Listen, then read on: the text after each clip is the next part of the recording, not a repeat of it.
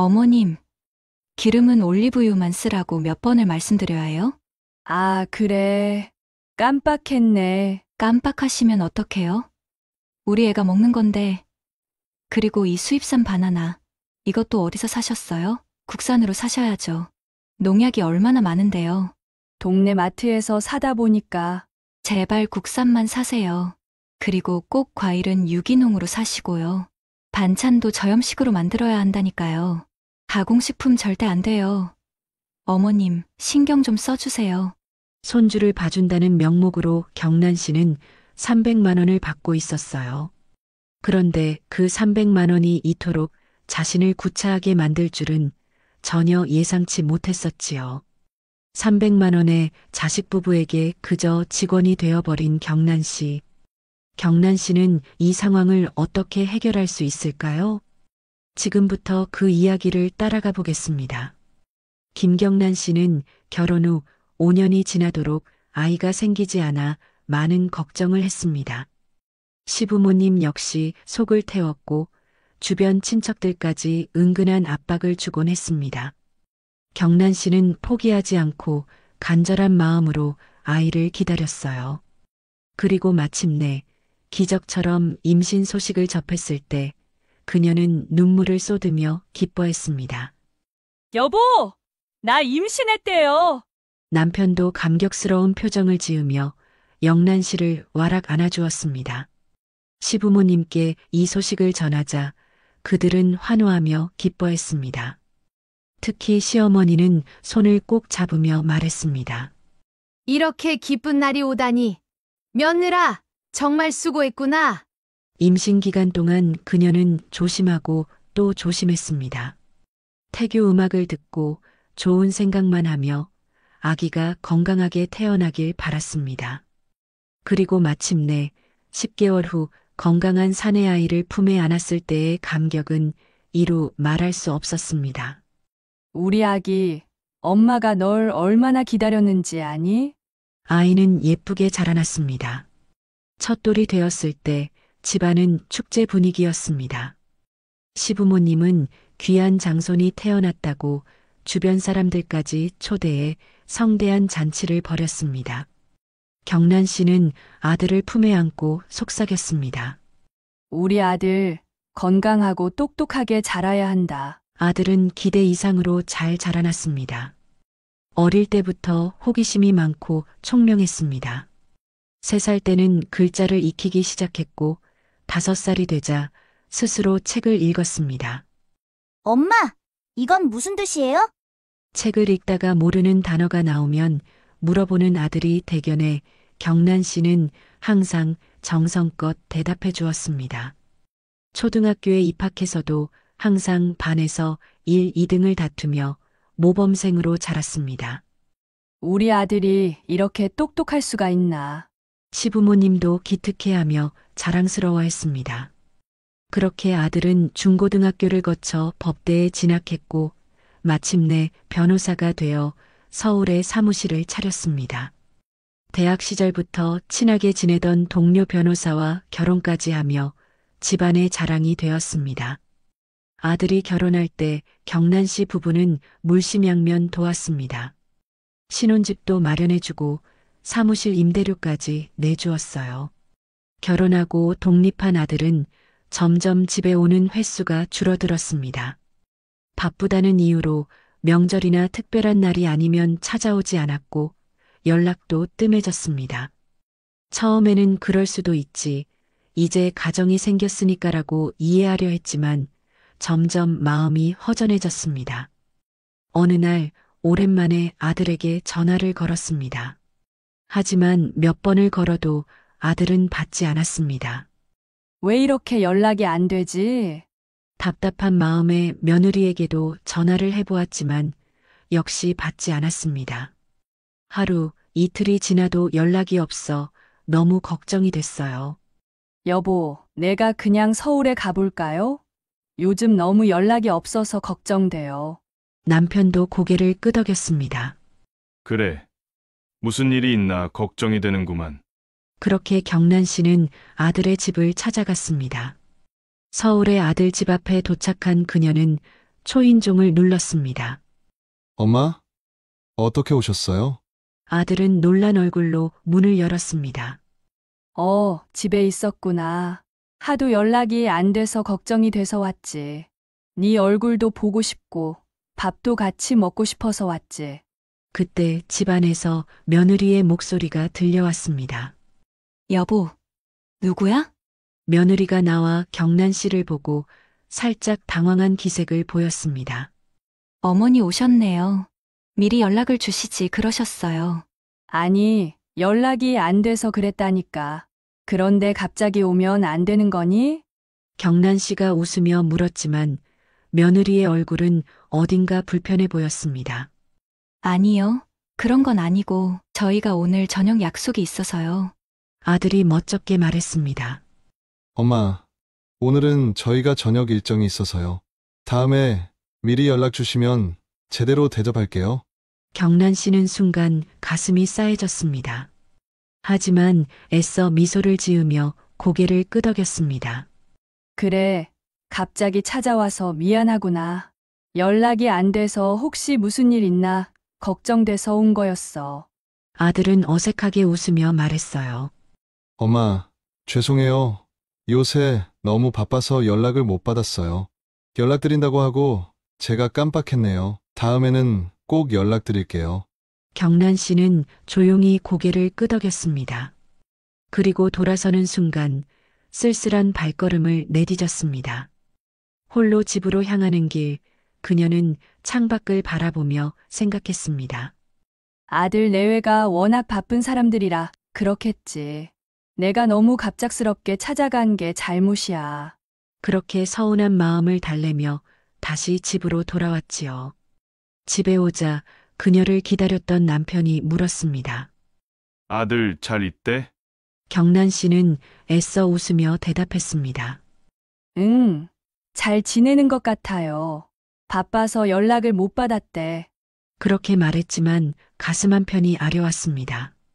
그래도 그녀는 이해하려 했습니다.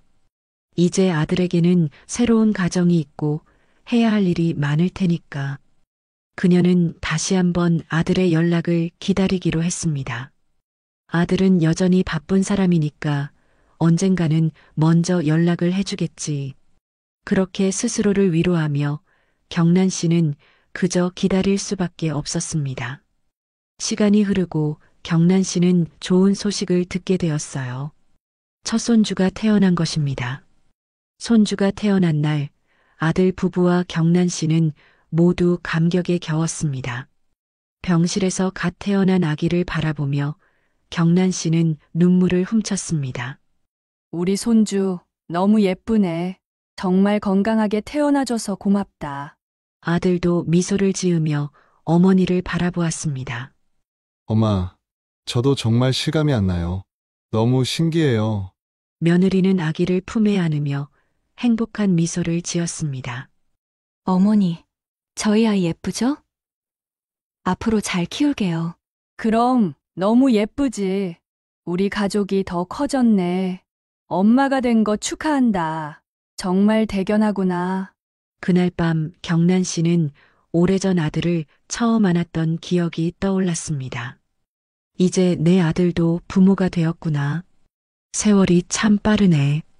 그녀는 이 작은 생명을 위해 무엇이든 해주고 싶다는 생각이 들었습니다. 그러던 어느 날 아들이 전화를 했어요. 어머니, 사실 저희가 요즘 고민이 많습니다. 무슨 고민인데? 저희가 맞벌이를 하잖아요. 사실 아직 아기가 너무 어려서 다른 누구 손에 맡기는 건 좀 꺼려져서요. 경란 씨는 고개를 끄덕였습니다. 사실 그녀도 같은 생각이었습니다. 남의 손에 맡기는 것보다는 가족이 돌보는 게 더 안심될 테니까요. 그래서요, 어머니께서 우리 아이를 좀 봐주실 수 있을까 해서요. 처가댁 쪽은 양쪽 부모님이 모두 사교 활동이 너무 바빠서 도와주실 시간이 없거든요. 아들은 조심스럽게 말을 꺼냈습니다. 아, 그러니? 그래서 내가 봐달라고? 경란 씨는 놀라며 되물었습니다. 네, 그냥은 아니고요, 어머니. 저희가 매달 300만 원을 드릴까 해요. 어머니께서 편히 생활하시면서 아이도 돌봐주시면 좋을 것 같아서요. 사실 그녀는 딱히 바쁜 일이 없었고 손주를 가까이에서 키울 수 있다는 점이 마음에 들었습니다. 게다가 매달 300만 원이면 꽤 괜찮은 금액이었습니다.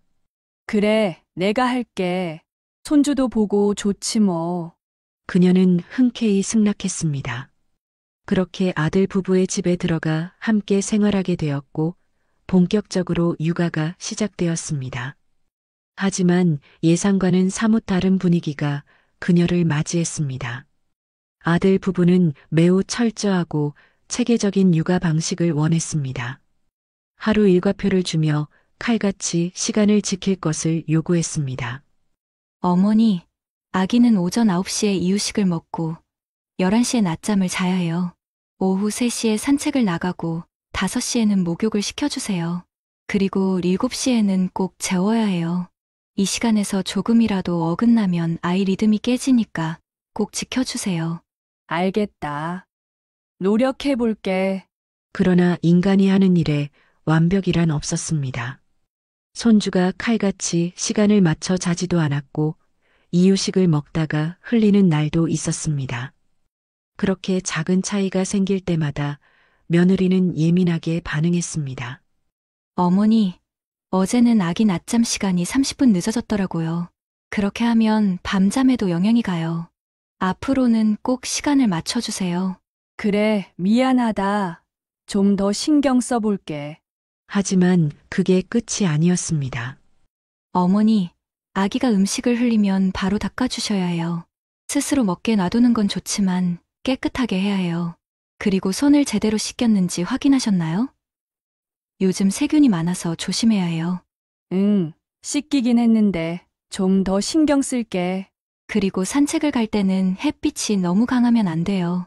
피부가 약해서 자외선 차단제를 꼭 발라야 하고 모자도 씌워야 해요. 그런데 어제는 모자가 없던데 깜빡하신 거죠?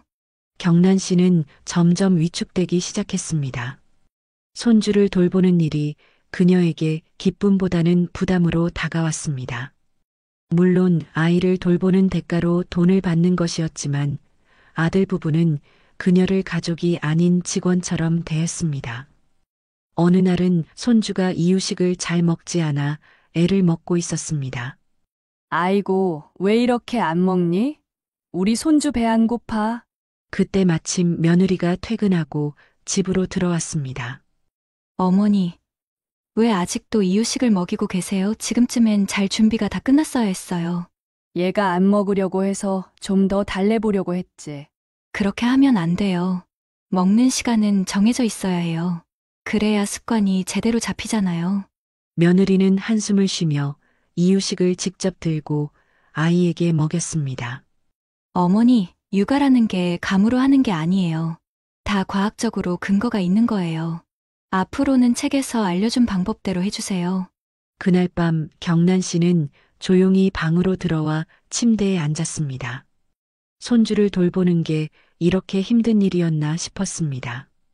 아무리 돈을 받는다고 해도 이건 단순한 일자리가 아니라 가족이 함께하는 육아라고 생각했는데 아들 부부의 태도는 너무나 차가웠습니다. 하지만 경란 씨는 스스로를 탓했습니다. 그래, 내가 부족해서 그런 거야. 돈을 받으면서 하는 일이니 책임감이 있어야지.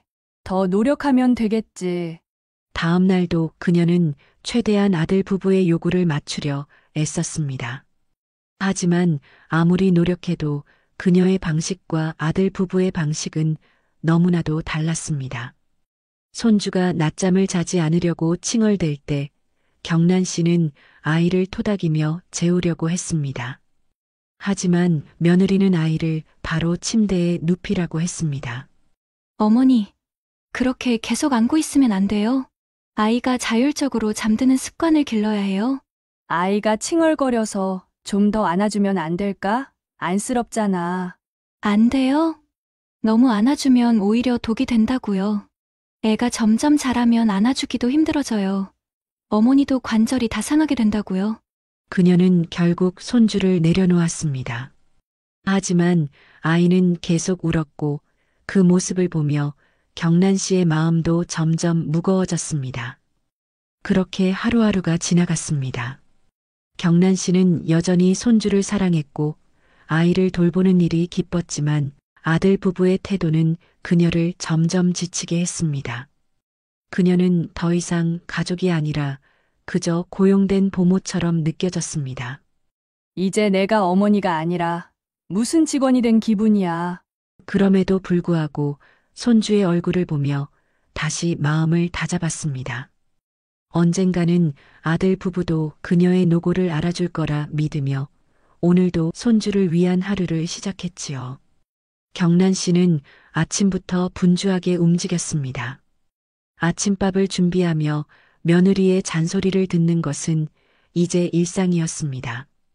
어머님, 기름은 올리브유만 쓰라고 몇 번을 말씀드려야 해요? 며느리는 손을 허리에 올린 채 눈살을 찌푸렸습니다. 아, 그래. 깜빡했네. 깜빡하시면 어떡해요? 우리 애가 먹는 건데. 그리고 이 수입산 바나나, 이것도 어디서 사셨어요? 국산으로 사셔야죠. 농약이 얼마나 많은데요. 동네 마트에서 사다 보니까. 제발 국산만 사세요. 그리고 과일은 꼭 유기농으로 사시고요. 반찬도 저염식으로 만들어야 한다니까요. 가공식품 절대 안 돼요. 어머님, 신경 좀 써주세요. 경란 씨는 한숨을 삼켰습니다. 매일같이 며느리의 감시를 받으며 잔소리를 듣다 보니 이제는 무슨 말을 해도 자신이 틀린 것 같았습니다. 그럼에도 손주를 위해 최선을 다하려 했지만 며느리에게 인정받는 일은 없었습니다. 그러던 어느 날 아들 내외는 뜬금없이 경란 씨에게 말했습니다. 어머니, 하루만 나가서 바람 좀 쐬고 오세요. 저희가 호텔 예약해놨어요. 호텔? 갑자기 무슨 호텔이야? 어머님도 좀 쉬셔야죠. 늘 애 보시느라 힘드시잖아요. 며느리는 싱긋 웃으며 호텔 예약 내역을 내밀었습니다. 저희가 특별히 신경 써서 잡은 곳이에요. 하루만 다녀오세요. 아들은 맞장구 쳤습니다. 네, 어머니, 기분 전환도 하고 좋잖아요. 그동안 애 보시느라 힘드셨을 텐데. 경란 씨는 어딘가 찜찜했지만 아들 내외가 정성을 들였다는 생각에 거절하기 어려웠습니다. 그렇게 호텔로 향했습니다. 하지만 도착해보니 그곳은 특별할 것도 없는 평범한 비즈니스 호텔이었습니다. 이게 특별한 곳이라고? 수영장도 없고 주변에 갈 만한 곳도 없었습니다. 그저 잠만 자는 호텔이었습니다. 아들 내외가 굳이 이런 곳을 잡아준 이유를 알 수 없었지만 깊게 생각하지 않기로 했습니다. 그렇게 할 일 없이 TV를 보다 잠이 들었고 다음 날 아침이 되자마자 아들 집으로 향했습니다. 엘리베이터에서 내리자마자 뜻밖의 장면이 펼쳐졌습니다. 아들 집에서 며느리의 친정 부모가 환하게 웃으며 나오고 있었습니다. 어머, 어머님. 며느리는 경란 씨를 보자 놀란 듯 눈을 동그랗게 떴습니다. 어머니, 왜 이렇게 일찍 오셨어요? 아들은 당황한 기색이 역력했습니다. 경란 씨는 아들 내외의 뒤편에서 친정 부모가 손에 쇼핑백을 주렁주렁 들고 있는 모습을 보았습니다. 아이고 사돈어른, 덕분에 저희 어제 정말 잘 먹고 갑니다. 며느리의 어머니는 기분 좋게 웃으며 말했습니다. 애도 너무 잘 봐주셔서 그런가 손주가 너무 순해요. 덕분에 편하게 쉬다 가네요. 아이고, 극진한 대접을 받았어. 며느리의 아버지도 만족스러운 미소를 띠며 어깨를 으쓱였습니다. 경란 씨는 그제야 모든 걸 깨달았습니다. 자신이 호텔에 가 있는 동안 아들 내외는 친정 부모를 모시고 극진히 대접했던 것이었습니다. 뭐야, 나한테는 한 번도 이런 대접해준 적도 없으면서 나는 그냥 가사도우미 취급이나 하더니. 한 번도 자신에게 그런 따뜻한 배려를 받은 적이 없던 경란 씨는 마음이 쓰라렸습니다. 어머니, 왜 이렇게 일찍 오셨어요? 조금 더 쉬시고 오시지. 아들은 어색하게 웃으며 말을 돌렸습니다. 그러게요. 조금만 늦게 오셨으면 좋았을 텐데. 며느리도 눈치를 보며 덧붙였습니다. 며느리에게 구박을 받았던 지난 시간들이 머릿속을 스쳐갔습니다. 나한테는 늘 잔소리만 했으면서 친정 부모에게는 살뜰하게 챙기고 고급 음식을 차려 대접하며 웃고 떠드는 모습 같은 부모인데 왜 자신에게는 이렇게 냉정했을까? 경란 씨는 아들 내외를 묵묵히 바라보다가 천천히 집 안으로 들어가 자신의 짐을 챙기기 시작했습니다. 어머님, 뭐 하세요? 며느리가 당황하며 다가왔습니다. 짐 싼다. 갑자기 왜요? 나 이제 그만할란다. 아니, 어머니, 애는 누가 봐요? 아들은 깜짝 놀라 경란 씨의 팔을 붙잡았습니다. 너희 돈 많잖아. 좋은 사람 구해서 봐. 며느리는 당황해서 아들을 쳐다보았습니다. 어머님, 갑자기 왜 이러세요? 하루 쉬게 해준다고 해놓고 그 사이에 친정 부모님을 대접했던 거야. 아들 내외는 아무 말도 하지 못했습니다. 나는 대접받을 만한 부모도 아니고 너희들한테 돈이나 받고 그냥 일하는 사람인 거지? 그래, 너희들한테 난 그런 존재였구나. 경란 씨는 그 길로 짐을 챙겨 나왔습니다. 아들 내외는 어떻게든 말려보려 했지만 이미 경란 씨의 마음은 떠난 후였지요. 집으로 돌아오는 길, 경란 씨는 창밖을 바라보며 조용히 중얼거렸습니다. 이제라도 알았으니 다행이지. 한편 아들 내외는 한참을 멍하니 서 있었습니다. 며느리는 짜증이 가득한 얼굴로 말했습니다. 어떻게? 우리 애는? 아들은 깊은 한숨을 내쉬며 대답했습니다. 보물을 구해야지. 경란 씨는 지친 몸을 이끌고 집에 들어섰습니다. 문이 열리자마자 남편이 반갑게 맞아주었습니다. 여보, 왔어. 그동안 애 보느라 많이 힘들었지?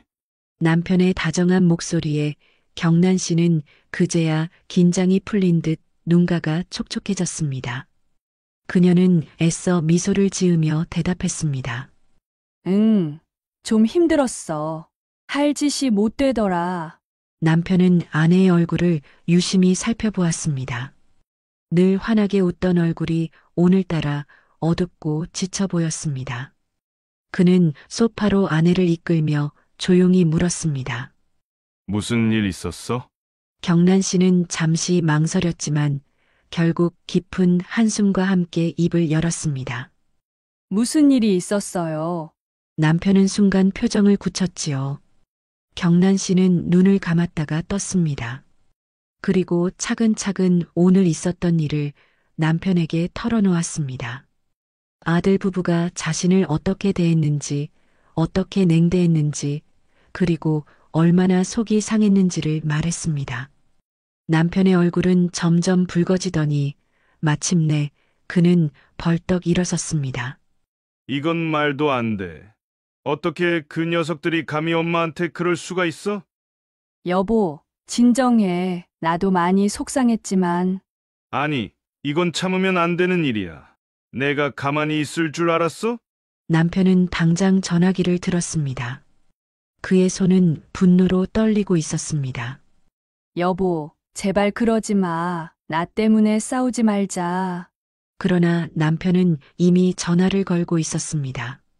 몇 번의 신호음 끝에 아들의 목소리가 들려왔습니다. 아버지, 너 지금 당장 내가 준 돈 전부 다 가져와.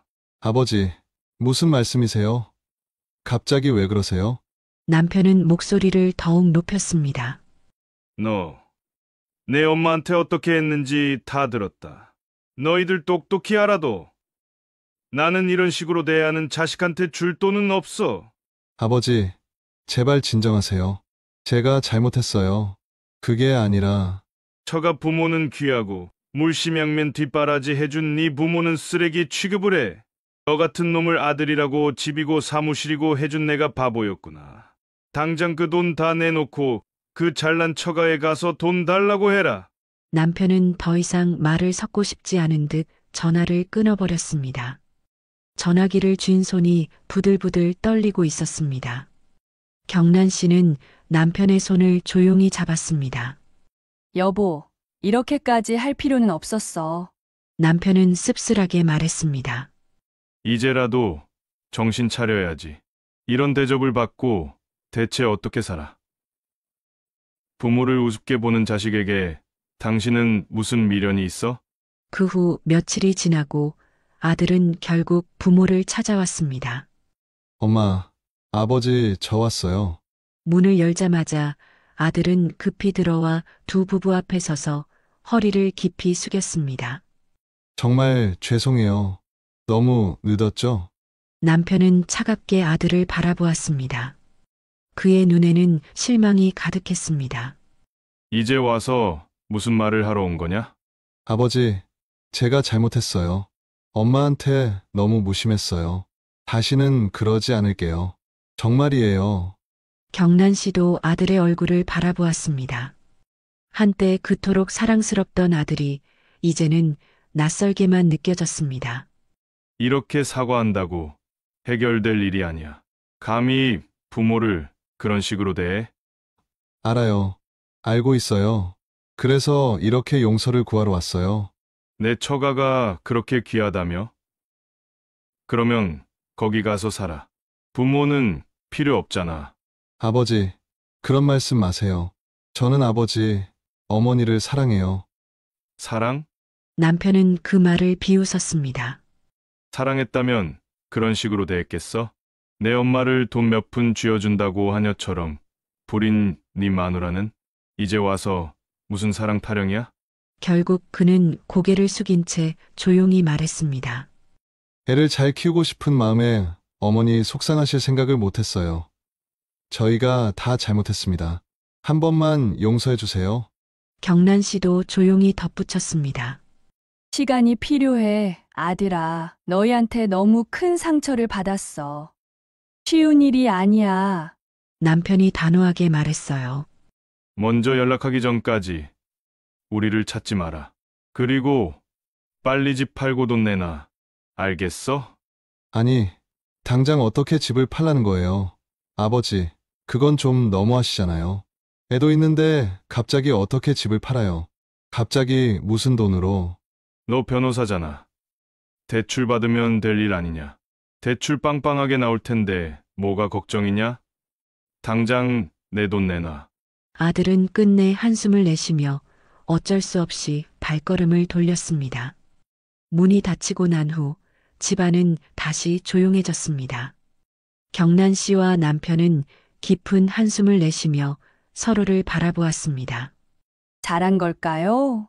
언젠가는 지들도 알겠지.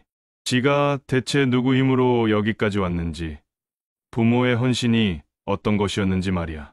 그날 밤 두 사람은 서로를 위로하며 잠이 들었습니다. 부모의 마음이 아들에게 다시 열릴 날이 언제일지는 아직 알 수 없었습니다. 그러나 한 가지 확실한 것은 이제라도 부모의 지위를 지켜야 한다는 것이었습니다. 아들은 깊은 생각에 잠긴 채 집으로 돌아왔습니다. 문을 열자마자 아내가 팔짱을 끼고 그를 노려보았습니다. 도대체 어디 갔다 온 거야? 아들은 짜증 섞인 한숨을 내쉬었습니다. 부모님, 댁에 다녀왔어. 뭐, 내가 거기 가지 말라고 했잖아. 지금 가서 뭐 하려고? 그럼 가만히 있을까? 부모님이 나한테 얼마나 화가 나셨는데. 그래서 가서 무슨 말 들었는데? 아들은 씁쓸한 표정으로 머리를 쓸어 넘겼습니다. 아버지가 집을 팔아서 돈을 다 돌려달라고 하셨어. 뭐라고? 신혼집이랑 사무실까지 합쳐서 수억이잖아. 그거 다 돌려놓으라고 하셨어.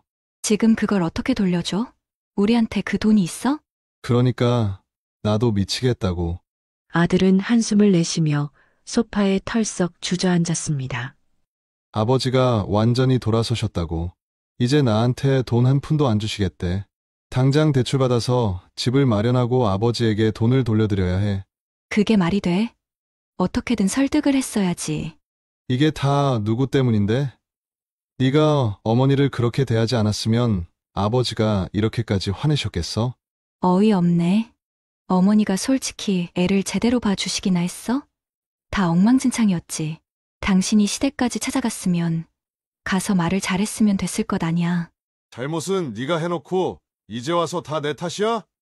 내가 중간에서 얼마나 힘들었는데? 중간에서 한 게 뭐 있다고 자꾸 힘들었다는 거야? 부부는 서로를 노려보며 언성을 높였습니다. 지금 중요한 건 돈이야.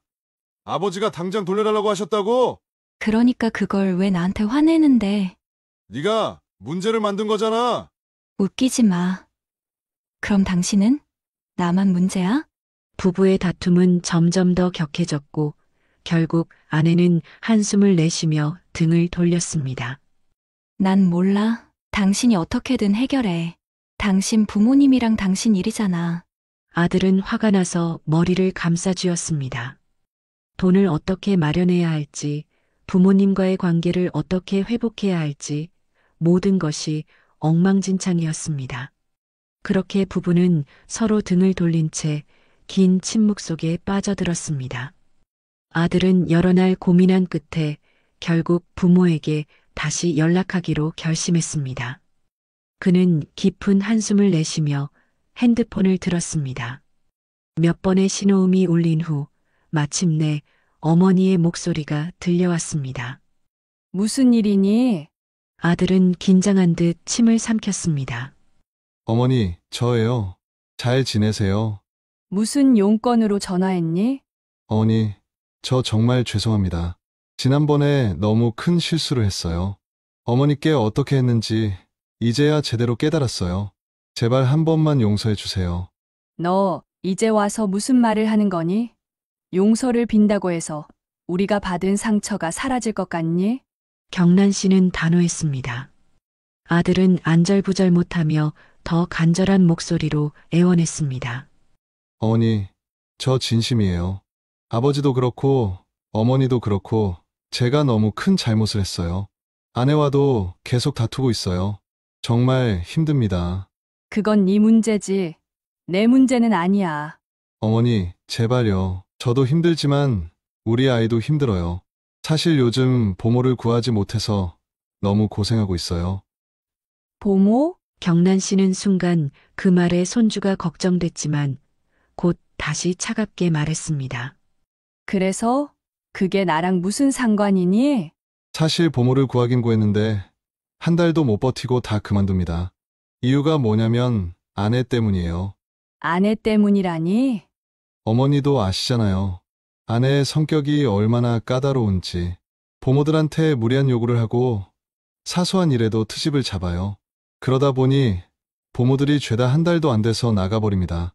이제는 보모 구인 사이트에서도 우리 집이 악명이 높아져서 지원하는 사람도 없어요. 경란 씨는 조용히 듣고 있었습니다. 그러나 아들이 계속 말을 이어가자 다시 한숨을 쉬었습니다. 그래서 네가 원하는 게 뭐야? 어머니, 제발 좀 도와주세요. 아이를 돌봐주실 수 없을까요? 어머니밖에 없어요. 그 말 하려고 전화했구나. 경란 씨는 쓴웃음을 지으며 대답했습니다.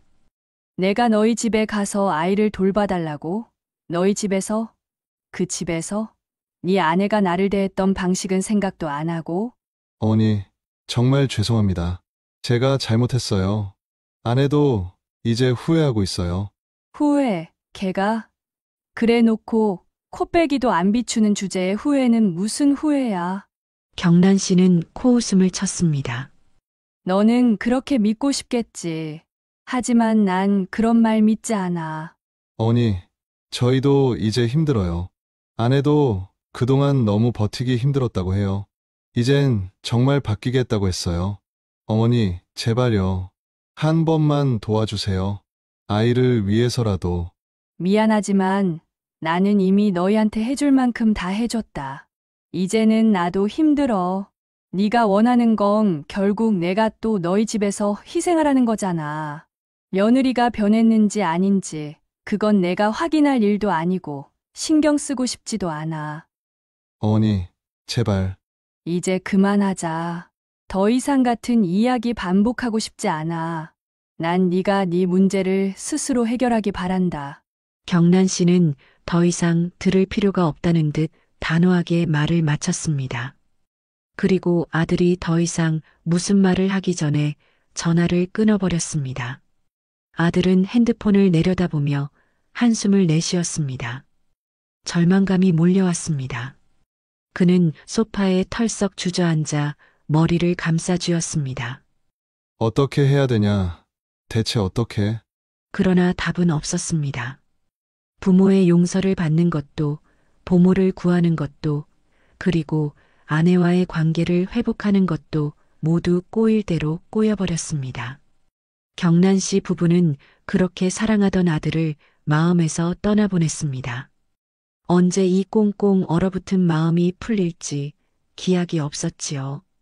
그럼에도 언젠가는 다 같이 웃으며 다시 아들, 며느리, 그리고 손주와 함께 조우할 날을 막연히 기다리기도 합니다. 그런 날이 올 수 있을까요? 오늘 이야기는 여기까지입니다. 오늘 사연이 마음에 드셨다면 구독과 좋아요를 부탁해요. 다음에 또 새로운 사연으로 찾아오도록 하겠습니다. 시청해주셔서 감사합니다.